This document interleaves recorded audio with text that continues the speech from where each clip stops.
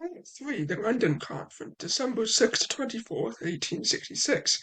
Chapter 9, Oh, off to London, England we will go right now. This is a painting of the London Conference of 1866 with a screenshot. If the Quebec Conference had been to decide who was going to join the Canadian Confederation as a nation, then the London Conference was to decide what shape that Canadian Confederation would take.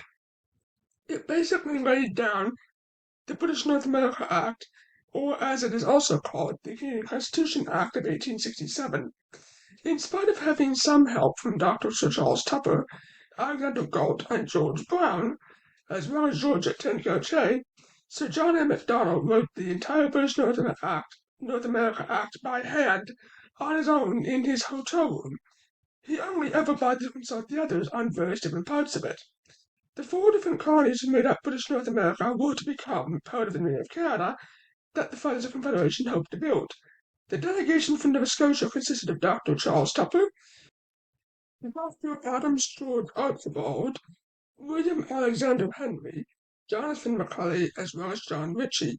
The delegation from Upper Canada included John A. Macdonald, William Pierce Harland, and William McDougall.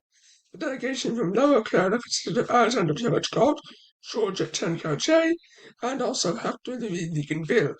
Samuel Leonard Tilley, Charles Fisher, John Mercer, Johnston, Peter Mitchell, Robert Duncan Wilmot, and they formed the delegation of New Brunswick. In all, there were 33 delegates from 4 different colonies, which is really quite amazing to think about, as they regarded themselves as being like separate countries.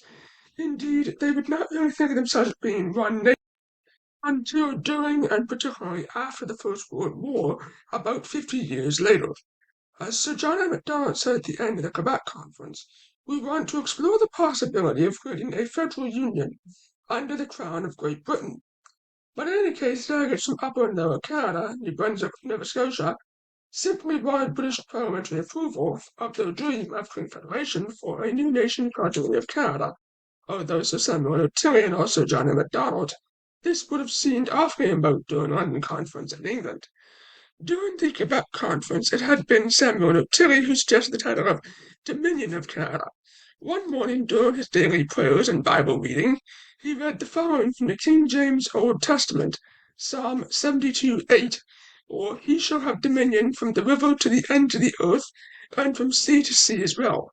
This gave Tilley the name of the Dominion of Canada, and also gave the country of Canada's motto, which is From Sea to Shining Sea. But for all the Fathers of Confederation, the only way that their plan could go ahead was if they got the British government in London, England, to agree to unite the colonies of British North America under one federal government in Ottawa.